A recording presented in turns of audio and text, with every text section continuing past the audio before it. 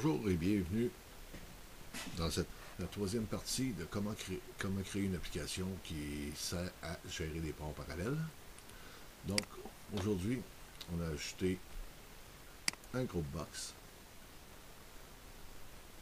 qu'on a intitulé Choix LPT avec trois labels, adresse LPT1, adresse LPT2 et adresse LPT3. Trois textbox pour pouvoir insérer les adresses que j'ai nommé texte LPT1 adresse, texte LPT2 adresse et texte LPT3 adresse. Trois radios-boutons nommés LPT1, LPT2 et LPT3, RB LPT1, RB LPT2 et RB LPT3. Et un bouton pour faire une sauvegarde. Pour sauvegarder nos paramètres des ports, nous allons utiliser une fonction appelée MySetting dans les paramètres. Donc, on peut ouvrir dans les paramètres. J'ai nommé LPT1, type integer, valeur par défaut 0. LPT2, integer, valeur par défaut défaut. LPT3, integer également, et valeur 0 par défaut. Donc, lorsqu'on va introduire une adresse, par exemple 0378 pour le LPT1, LPT2, LPT3, tout dépendant des paramètres de configuration sur chacun des ordinateurs. Donc, mon LPT1, mon adresse par défaut est 0378 et ma carte que j'ai ajoutée pour LPT2 correspond à 1150.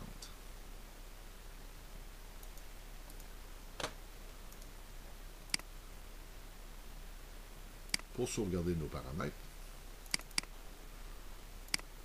on écrit une courte instruction qui commence par with mysetting, donc avec mysetting.lpt1 égale à text lpt1 adresse.text. Même chose correspondant au LPT2 et au LPT3. On termine avec .save pour enregistrer nos paramètres des textbox. Et on termine avec endwith. À l'ouverture de notre application, donc sur FromLoad, on va aller récupérer ces adresses dans MySetting LPT1, LPT2, LPT3 et remplir nos textbox correspondant à chacun des paramètres enregistrés.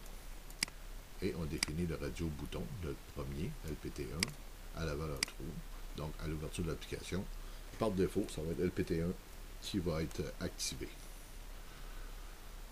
Ensuite,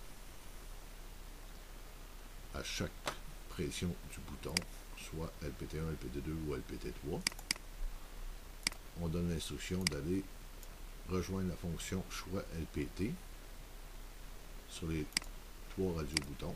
Donc, radio-bouton LPT1, LPT2, LPT3.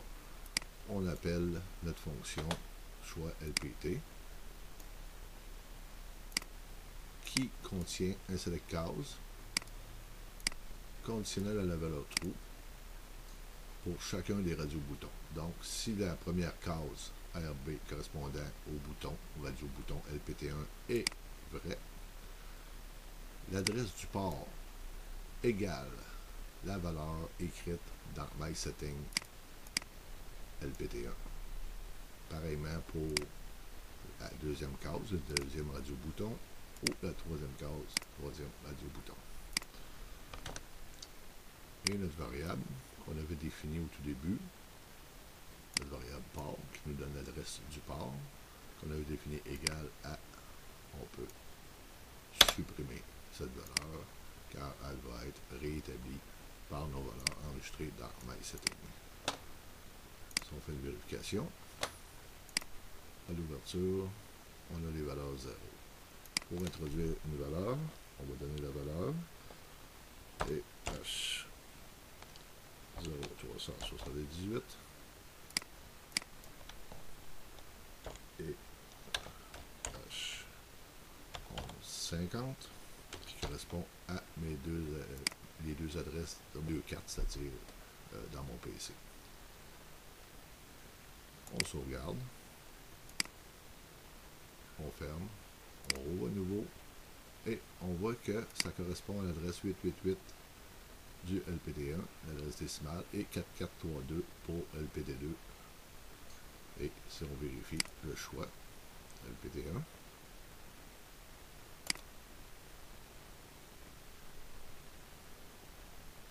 on stop, reset. Si on va sur LPD2, c'est maintenant notre carte LPD2 qui est en fonction. Stop, reset. Si je ne fais pas de reset et que je vais par exemple à LPD1, nos points de fonction ne sont pas remis à zéro. Par contre, si on fait une lecture, on s'aperçoit que LPT1 avait déjà été vidé. Mais si je reviens à LPT2, je fais une lecture, les ports qui avaient été activés restent activés tant aussi longtemps que l'ordinateur va être en fonction. Ça va prendre un redémarrage pour le vider. Sinon, on fait un reset et ça enregistre les valeurs 0 partout. Et bon, on fait un reset, sinon les ports restent activés tant aussi longtemps que l'ordinateur n'a pas été redémarré. Aussi, j'ai ajouté au bout de mon titre de ma groupe box de mon moniteur du port parallèle l'adresse correspondant à celle qui a été sélectionnée. Donc pour ce faire, j'ai sélectionné le groupe box qui est mon groupe box 1 pour l'instant. J'ai fait un copier de l'entête et je suis allé dans mes fonctions choix et j'ai rajouté la ligne de code groupe 1.text égale mon entête déjà existante.